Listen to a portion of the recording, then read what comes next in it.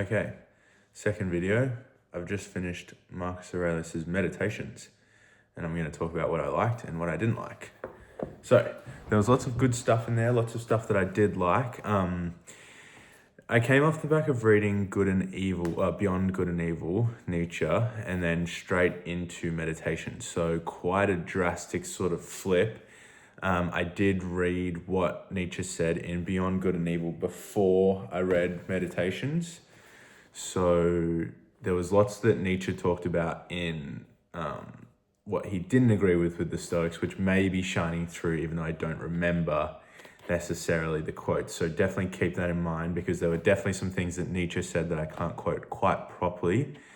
But I do believe I'm reflecting. But there was lots of good stuff in here. It was quite, I don't want to say that it was simple, but it wasn't too difficult to understand. And he talks about a lot of the same things continuously. So there's certainly like themes that run throughout the book, and I have some quotes here of what I did like, and then I'm gonna sort of talk more about them. But holistically, the things that I did like were, he talks a lot about not worrying about the things that you can't control. So if something is out of your control or out of your reach, or someone does something to you, something happens to you, very much on like the whole, the only thing you can control is your reaction, which I think is quite a good philosophy. You can't try and change other people. You can't try and change events or the natural world, physics, things like that. So that I think is like a very clear standpoint. And he talks a lot about, your control. So I'm trying to see if I've got a quote here. So here we go. When someone does you wrong, do not judge things as he interprets them or would like you to interpret them. Just see them as they are, in plain truth. So something happens to you, look at it objectively. And then he also talks about not looking at what other people are doing, looking at your own actions. It's a very introspective, metacognitive aspect of the world, all about reflection on your own actions, what you can do to be good, what you can do to be better, which I quite like. I think that people can be their best selves upon reflection. Reflection is very important to a lot of things. And then another great one that he talks about is, here we go, your mind will take on the character of your most frequent thoughts. Souls are dyed by thoughts. And so like, there's a lot of quotes in modern day online now, or even things that have kind of come through since whenever this was written in 120, he was born in 121 AD. So there's a lot of things that come through now, which I think actually come from this book, like the tree falls the way it leans, souls are dyed by thoughts. Very similar, almost identical. And so I really like this philosophy because it's really about taking responsibility for your own feelings, your own thoughts, your own actions. And because I think that it's definitely true. There's nothing that you can do to change anything that anyone else wants to do. You can try and convince someone, sure, but you can't change the way another person is in an instant. Like there's nothing you can do instantaneously. If someone annoys you, all you can do is either get angry and upset, or if you can be a bit more lenient. So there's lots of really good things that I think shine through. And there's sort of basic, these things that he talks about that shines through are sort of basic human virtues, I guess you could say, because obviously this is 2,000 years later and we're still talking about it. So I'm a really big fan of, the tree falls the way it leans, like your thoughts, and especially like from a psychological perspective, it is true. If the neurons that you're using constantly become strengthened, and those pathways are easier to flip. So if you are used to someone talking to you and you already think they're annoying and you normally get annoyed at what they say, you're much more likely psychologically and neurologically to become annoyed easier with those persons. Whereas if you like someone and you have a good impression of them and lots of your memories of them are good and you normally say good things about them, that's where those pathways are really strong, and you'll often think good things about these people rather than bad things. And then I think that comes down, like a really big part of that is how you talk about yourself to yourself. If you talk always about how shit you are at something, or how you should have done better, or how so poor at this, or I could have done better at that, or I hate this about myself, I want to change this, then it's going to be really hard to be happy, because happiness comes from yourself. Only you can make yourself happy. Other things, maybe things that you buy, or people that you have, or your job, there's always going to be external factors. And especially, we don't live an easy life. Like, life can be cruel, people can be judgmental. Like, there's lots of different things that come around here, but really the only thing that's going to make you happy is your outlook on life. So that's back to where this comes in. If you think about yourself in a positive way, or you give yourself a lot of room, you're more likely to predispose yourself to happiness psychologically. So that's a really beautiful, I think, way of thinking about it. Souls are guided by thoughts. And it's the same with other people, or, you're annoyed at your brother or your parents or your partner or your friends, and you're always thinking about what's doing that's annoying them. And it's funny as well, because, when you tie, so we've talked about this sort of bit, and then when you tie that into a part in which I've completely lost what I was going to say there. Anyway, we'll just leave it there for the sakes of the video. The next quote that I liked is, constantly test your mental impressions, investigate the cause, identify the emotion, and apply the analysis of logic. So this is another theme that sort of comes through, and he sort of talks about this, and then there's sort of identifying, being reflective, which we've kind of grasped upon. So you kind of got this over here, and then in the middle, you've kind of got like emotions and pleasure and pain. He talks a lot about how you shouldn't be influenced by your emotions. You should just reflect on them and then not let them bother you, because, you don't want your emotions to control you or any of these sorts of things. And then that's kind of there. And then over here, we've kind of got where he starts to talk about everyone is one of the whole. This is just everyone acting according to their nature. And people don't really have a choice but to act into their nature, so you can't really get angry or upset at them. But I'll kind of go through the stages here, and I kind of sit maybe here. I kind of agree with this one, and I have a bit of stuff to say on this. But here we go. Testing your mental impressions, very good. Like, I really think that this reflective part of what he's encouraging is an excellent way for people to sort of live a more fulfilling and take more control of their lives, because a lot of people kind of just, you don't really think about what's going on. You're kind of thinking about things, or, materialistic, like sort of tangible, this happened, that happened. Whereas when you kind of reflect on, why am I doing this? What am I doing? What's going to make me happy? How can I change?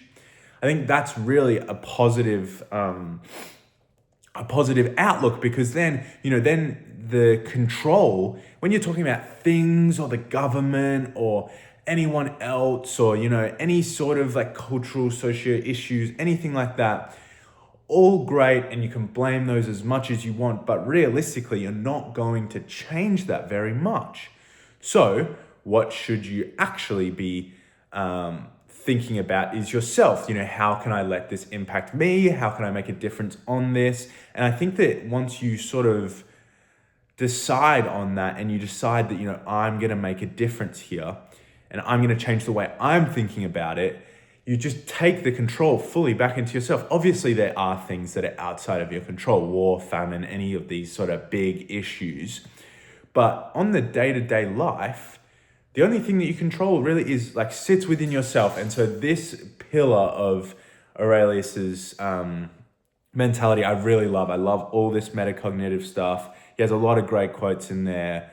And I really enjoyed that sort of bit. And I would highly recommend sort of trying to be a bit more reflective on your life.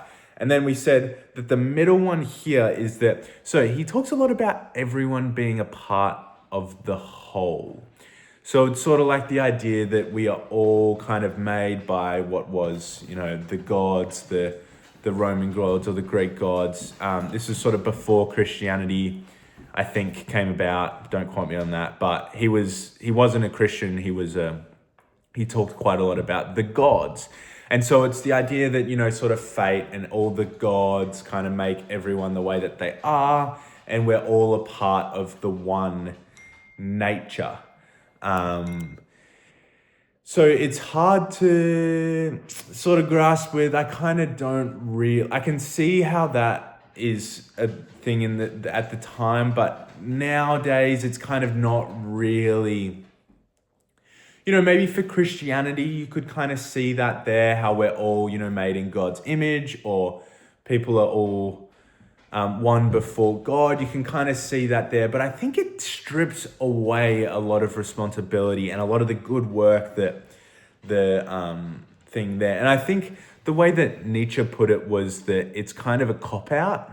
Obviously, that's not what he said, but I've seen quite a lot of criticisms on Stoicism, which obviously this is almost the Bible, at least in the old world, and sort of what, like, when you start to get into it, that's like the core, and it does feel like a bit of a cop-out because it does take away individual responsibility. So I like the way that Stoicism gives you responsibility, but it doesn't really give other people responsibility. Now, this could just be because I'm training and I want to be a psychologist, that I think, well, if I'm trying to sit here as a psychologist and help someone, if I think that they're only acting within their nature, what's the point of kind of having a psychologist or a doctor or a psychiatrist, any of those sorts of things, because, you can never help them. So I don't really know about this whole being a part of a whole.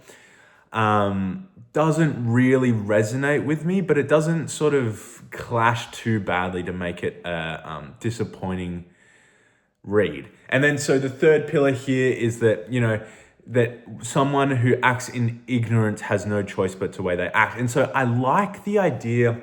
There's kind of two parts to this. It's that one, you have you're like, if someone does something wrong, people don't often do what they think is wrong. They're doing what they think is right.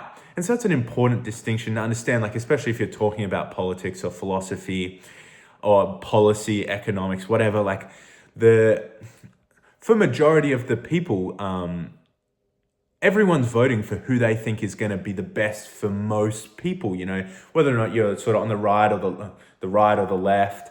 The left just think that, the government can do that for people, whereas the right think that the government can't do that for people, and there's all these different things on either side. But realistically, everyone is voting for what they think is going to be the best task. And so I think that's kind of lost these days. People don't really realize that, especially when you're talking politics, or that can sometimes get lost in the confusion. Whereas I think that that's quite an important thing to do. So it's good that you're sort of everyone's acting the way that they are. But then, when you say that person has no choice, it's just their nature to act as they are. I see it. And maybe from a psychological perspective, you definitely can argue. I can't quite remember. I feel like it's maybe a constructivist theory. Don't quote me on that. It's not 100%, but that, you're sort of the sum of all of your past events, and you're quite often predisposed. But then, this comes into a whole free will thing. And here Marcus Aurelius does take away a lot of free will, is because he says people have no choice but to act into who they are. Not a massive fan of that. I'm a much more bigger on personal responsibilities, sort of, rather than the alternative. I won't get into free will right now, but I think that a good thing that he says about that is that if someone is doing something that's wrong, it's often out of ignorance rather than incontent. So, try and educate them and help them see sort of either your side or what they did was wrong, which I think is quite good. You can only try and help people. Overall, I think that there was certainly a lot of like really good stuff in here. Definitely worth the read. Not too hard to understand. There's sort of a couple of abstract concepts, but overall, really good read. And yeah, the things that definitely stuck with me was taking control and responsibility for your own actions, trying not to put your own lens or let your predispositions influence the way that you see the world too much, which, we see a lot in psychology as well. Like we see a lot of schema and even like stereotypes and things like that, kind of trying to counteract your own biases. He's sort of talking about that. And I am finding, and I'll talk about this later, that lots of old philosophy, this or Nietzsche, Dostoevsky, Plato, Aristotle, they all do have huge impacts on psychology. Obviously, just that psychology these days is more based on empirical studies rather than reflection, so to speak. So definitely an interesting relationship, and that's why I study psychology and philosophy at university. Thank you so much for watching this. Please feel free to put any criticisms, acceptances, or any other opinions in the comments. If you want to see more like this, please subscribe, and feel free to send me a message if you agree, disagree, want to voice your opinion, want to hear something that I have to say. Thank you.